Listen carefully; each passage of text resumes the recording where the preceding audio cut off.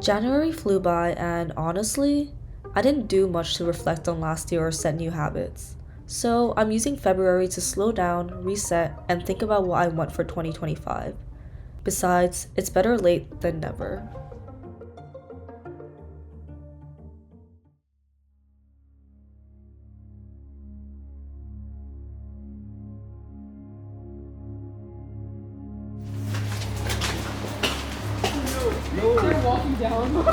Why are they over there? That's so. Oh, because the sunset was on that side. Oh. Oh, Wait, oh my god, yes! Camera reception. Ah, hello. Wait, that was a really nice sunrise to catch, right? No. I mean, What? it was like legit 2 minutes. Oh, it's hot chocolate. Thank you. Okay. By the gym. Just a year ago, I was the one standing here, nervous, excited, hoping I made the right choice. And now I'm the one welcoming in the new class. It really is so crazy how we came full circle.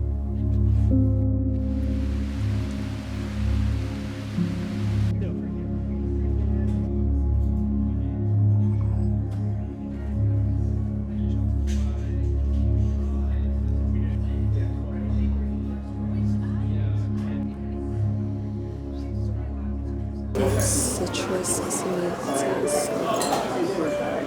You can taste the. Well, it tastes like floral actually. My computer just ran out of battery, so I think now it's a good time to kind of review the 2024 reflections and 2025 intentions I wrote down. So I think the one thing I'm really proud of, even though it's quite small, is being adjusted to my life in Pittsburgh. So I think I had a really rough time kind of acclimating to this place because it was really different from my life in my freshman year. And just being a transfer student in a school, especially like Carnegie Mellon, that's quite, I wouldn't say it's antisocial, but it's not the most social place. But I think I found my people, and I can honestly say I do enjoy school life right now. So, hey. Next, personal growth in terms of friendships and also learning how to prioritize. So, I used to have a pretty weird mindset where I valued my self-worth based on how many people I knew. And this is really unproductive because I ended up having a lot of acquaintances but no close friends, and that I feel like it's quite counterintuitive to how friendships work. And I mean, there's so many studies saying that someone can only know 200 people at a time. And even then, like, you can only truly know maybe 5 to 10 people at a time. So I think I learned how to cut down on friends that, don't really add to my life. And I also stopped feeling so negative about not knowing everyone and their moms. And the other thing I was saying is just prioritizing in general. So I used to feel FOMO for everything. I would tire myself out going to every single event, but now I'm learning to prioritize things that matter to me and contributes to my mission. Now, that doesn't mean I don't go to random things anymore. I still love spontaneous activities, but it's really important to put your own time first because we all have limited amount of time and we have to learn how to use it wisely. Next is I felt a lot more productive this year and I created much better life balance. So at one point I felt like I was always chasing for balance or just chasing something and felt like I never had enough time to do everything I want.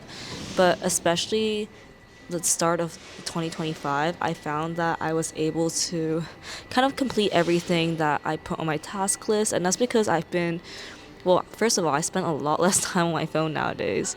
And number two, I really prioritize getting things off my checklist. Before, my checklist was just there, but now it's like something I actively check all the time and ensure that everything gets crossed off by the end of the day. I'm also really proud about running a 10-kilometer race. So this happened in September of 2024, and that kind of inspired me to keep running. Now it's February of 2025. I could say I could run a 10K pretty easily. It's a pretty simple run for me. And I guess this leads me to my 2025 intention. I really want to run a half marathon.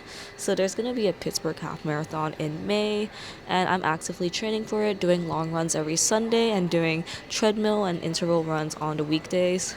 My next 2025 intention is taking care of mental and physical health. So I feel like I've always been a really negative person. I thought that negativity is what drives people to do things. And I guess in a way it could, but I don't think it's the healthiest way of doing so because I end up going into a little spiral. And when I'm feeling disappointed in myself, I end up falling back into those bad habits that is causing me to feel negative about myself. So it becomes a little bit of a spiral that I can never get out of. Also, I want to continue reducing my screen time. So I already mentioned that my screen time went down a lot. It's actually because of this app called OneSec. I'm not sponsored, but I've been telling everyone about it. Here, let me show you guys. Give it 1 sec. Okay, it makes you take a breath for 6 seconds, and in the 6 seconds, you kind of like reevaluate your life choice. Damn, do I really want to go on Instagram right now? And after you take this deep breath, let's say I do want to go on Instagram, it kind of asks you for your intention. Like, what do you want to do? Do you want to post something? Do you want to relax? And then it allows you to track, the reasons why you're going on Instagram. And then you can set a time limit before it sets up another intervention. For me, the max amount of time I let myself on Instagram at a time is 10 minutes. You can set it longer, but I think 10 minutes is a good time. Okay, this one's a little bit of a strange one, but I want to be okay with quietness. So I have a habit of always having an AirPod plugged in, and it kind of, you know, it kind of distracts me from the real world. I'm always listening to music or a podcast, but I'm never really listening to myself or my surroundings. And I think a big part of living intentionally is kind of being aware of your surroundings. So I want to stop plugging my ears so often. Next, I want to read more. So at the end of 2024, I read 2 books, which is a lot more than I usually do. But I really want to prioritize reading books and also newsletters, opinion papers, essays. I think there's a lot of value to listening to other people's words because when you're just doing your own thing, it's always an echo chamber of your own opinions and you don't really grow. And the last thing I wrote here is actually the most simple intention out of all of these but it's to have a better morning routine. So I used to always try to wake up 30 minutes before I have to go somewhere, and I'm always rushing around and it doesn't really put me in a good headspace. It also makes me eat too fast and I just don't feel great after leaving the house. I want to kind of practice slower mornings where, I give myself more time to get ready and, just calm down before the busy day ahead. So I just really want to instill good morning habits like not going on my phone immediately after waking up or maybe doing some morning stretches, reading a newsletter or two, like drinking water immediately after waking up because our bodies are made out 70% of water, by the way. And yeah, so yeah, these are my reflections and intentions, and I really hope that I can stick to it and, hold myself accountable.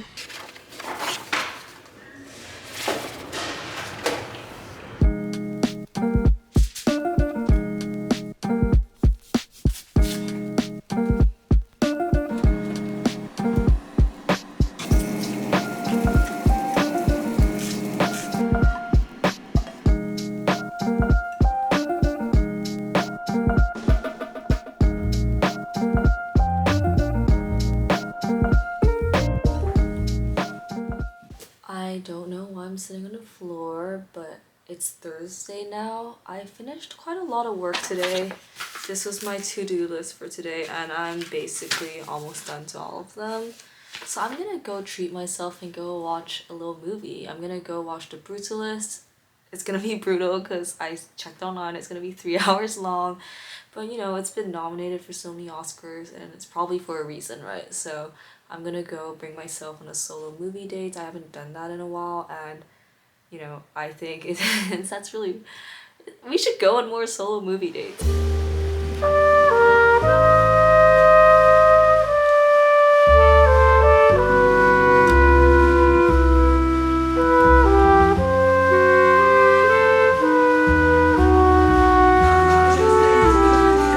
movie just ended. It is now 11:11. Make a wish. But wow, that was a journey. It was 3.5 hours long. There was an intermission. I felt myself age in there. It felt too long for a solo date. I don't know. Now I feel just quite. I don't regret it, but I feel very unproductive. Like most of my night is gone. Amazing movie though, but most of my night is gone.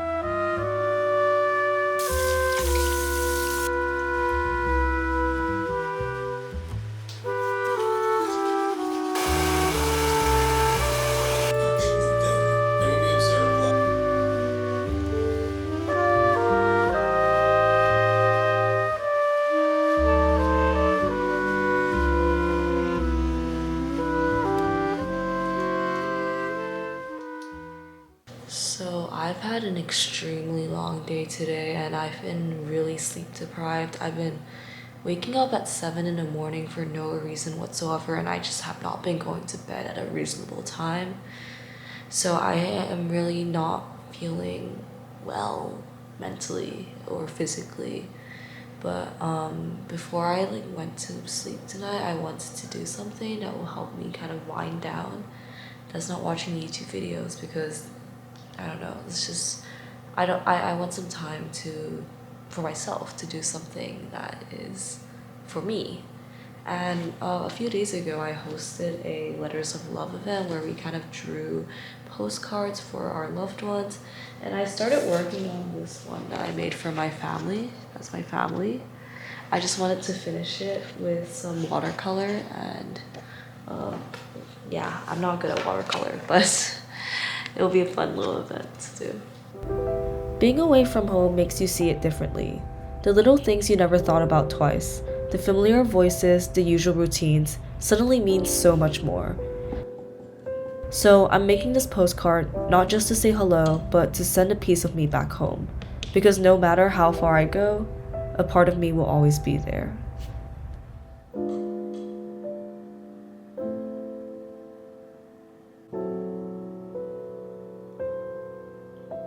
Done. This is the final product.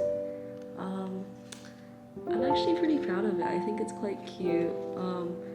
I was able to capture some of the essence of watercolor. I'm gonna mail this to them tomorrow. I'm not sure how much that's gonna cost because it's international shipping, but I'm excited. It's so cute. I don't know, this is my first time making a watercolor postcard.